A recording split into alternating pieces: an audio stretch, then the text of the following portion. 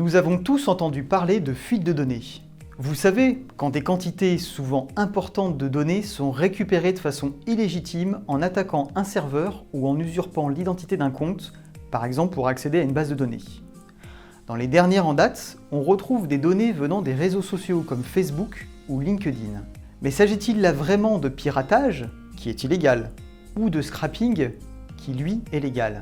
Le scrapping, c'est l'extraction automatisée de données publiquement disponibles sur un ou des sites. Dans les récents exemples de scrapping, on retrouve l'application Clubhouse qui, grâce à une API, a permis à un utilisateur de récupérer les données de 1,3 million de comptes, des noms, des prénoms, des pseudos, mais aussi les comptes associés. Un autre exemple d'une start-up française qui a aspiré récemment les annuaires internes de grandes écoles pour toucher les étudiants et les anciens élèves pour une levée de fonds en se servant d'un compte légitime récupéré par une connaissance. Et enfin, l'exemple récent aussi de LinkedIn, pour lequel un fichier contenant des données appartenant à 500 millions d'utilisateurs a été vendu seulement 1 000 $. Il était possible de récupérer un échantillon de 2 millions de comptes pour 2 $ afin de prouver l'authenticité des données.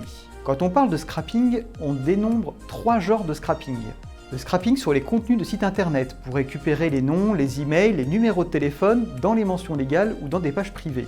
Mais on a également les données des applications, par exemple Clubhouse ou LinkedIn comme on vient de le voir, pour récupérer tous les employés d'une société ou les dirigeants ou les contacts de ces personnes. On a également les comportements, par exemple les avis Google, les notes et les réputations qu'on retrouve sur les sites marchands. Le scrapping vérifie très souvent l'adage « l'enfer est pavé de bonnes intentions ». En effet, comme les données récoltées sont disponibles publiquement par les applications ou les sites, cette technique n'est pas illicite, mais pas complètement légale non plus. La loi informatique et liberté, renforcée par le RGPD, stipule que les données personnelles, même si elles sont en libre accès, ne sont pas en libre utilisation. Certains sites l'interdisent également dans leurs conditions générales d'utilisation. Il existe cependant de nombreuses sociétés qui en font commerce pour revendre à des fins de prospection commerciale le plus souvent. En France, la CNIL a d'ailleurs ciblé dans ses derniers contrôles ces entreprises qui utilisaient des données personnelles scrappées à des fins de prospection commerciale. Le scrapping aggrave le risque d'exposition de la vie privée des utilisateurs sur Internet. Surtout que ces données extraites peuvent être recroisées avec d'autres bases de données personnelles. Alors, comment se protéger de ces techniques? Tout d'abord, ne comptez pas sur les plateformes pour assurer à elles seules la sécurité de vos données. C'est déjà accorder trop de crédit à des plateformes qui en général exploitent ces données dans leur modèle commercial. Il vous appartient donc de procéder à quelques vérifications et réglages pour assurer la sécurité de vos données. Sur les réseaux sociaux, déconnectez-vous de votre compte, puis tapez dans le moteur de recherche le nom du réseau social suivi de votre nom ou du nom sous lequel vous apparaissez. Vous pourrez ainsi vérifier ce qu'il apparaît publiquement.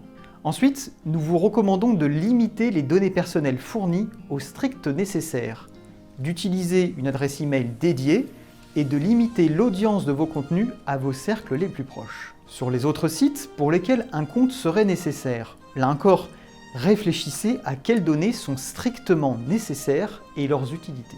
Rien ne vous empêche de rentrer des données factices, comme une mauvaise date de naissance, si cela n'a pas d'impact sur le service qui est rendu par le site. De plus en plus de gestionnaires de mots de passe vous préviennent en cas d'utilisation de mots de passe corrompus.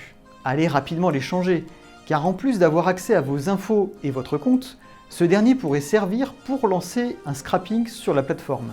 Vous vous exposez enfin à d'autres fuites si vous avez utilisé le même mot de passe sur d'autres plateformes. Si la plateforme qui ferait l'objet d'un scrapping ou d'une fuite de données est en règle de ses obligations légales, elle se doit de vous prévenir que vos données sont concernées. En cas de doute, n'hésitez pas à la contacter. Enfin, particulier comme professionnel, si vous vous estimez victime d'une utilisation frauduleuse de vos données personnelles, vous pouvez effectuer une démarche auprès de la CNIL, autorité compétente en France. Voilà, j'espère que le scrapping n'a plus de secret pour vous.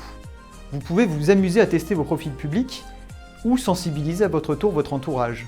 Quant à nous, on se retrouve bientôt dans un nouveau 3 minutes de la Sécu.